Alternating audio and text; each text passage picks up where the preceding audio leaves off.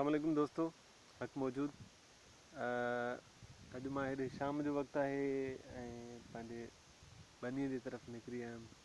सोचियुमि त हिन शाम जे ख़ूबसूरत वक़्त खे ऐं हिकिड़े सुहिणे मंज़र खे तव्हां सां गॾु शेयर कजे। हीउ जेको फ़सुलु आहे जंहिंमें आउं वेठल आहियां, हीउ चणनि जो फ़सुलु सॾिबो आहे। चणनि जी पली तव्हां ॿुधी हूंदी, बल्कि खाधी बि हूंदी।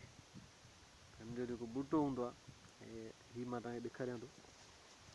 हीउ जेको ॿूटो आहे, हिन ॿूटे जो जेको जेको नरम गोंच वारो हिसो आहे, इहो पटियो वेंदो आहे ऐं इहो पटे करे जमा करे ऐं इनखे धोई साफ़ करे देॻड़ियुनि जे अंदरि पचाईंदा आहिनि। हुनजी ॾाढी लज़ीज़ ऐं हिकिड़ी सुठी सिहत बख़्श ग़िज़ा आहे। हुन सां गॾो गॾु हिन जो जेको फल आहे उहो आहे चणा। चणा जेके असां ॿिनि लफ़्ज़नि में खणी छोला चवंदा आहियूं, या अंग्रेज़ी में हिननि खे ग्राम चवंदा आहिनि, या हिन जो हिकिड़ो ॿियो क़िस्म वरी चिक पी थींदो आहे। त हीउ ॾाढो मुनाफ़े बख़्श फ़सुलु बि आहे।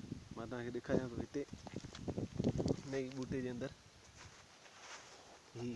हीउ जेके तव्हां ॾिसो पिया, हिननि खे असां कची हालत में जेके हूंदा आहिनि उन्हनि खे फोटा चइबो आहे। हीउ फोटा आहे ऐं हिननि जे अंदरि वरी हिन जो दाणो पयल हूंदो आहे।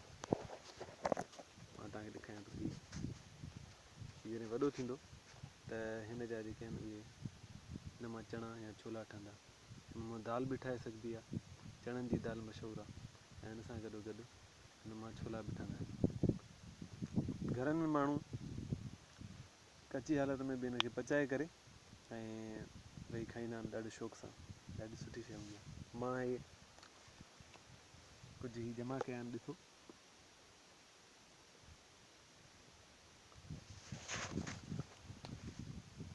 ऐं हिन जो जेको आहे ज़ाइक़ो बि ॾाढो सुठो हूंदो आहे, ऐं ख़ासि तौर ते हिन जे अंदरि साइंसी लिहाज़ खां जेको मां पढ़ियो आहे, हिन में ज़िंक जो वॾो मिक़दारु हिन में हूंदो आहे, जेको इंसान जी सिहत लाइ ॾाढो सुठो ऐं ज़रूरी आहे। हिकिड़ो फूड सप्लीमेंट आहे जंहिंखे असां चवंदा आहियूं, ऐं न्यूट्रिशन सां भरपूर ई हिकिड़ी खुराक आहे।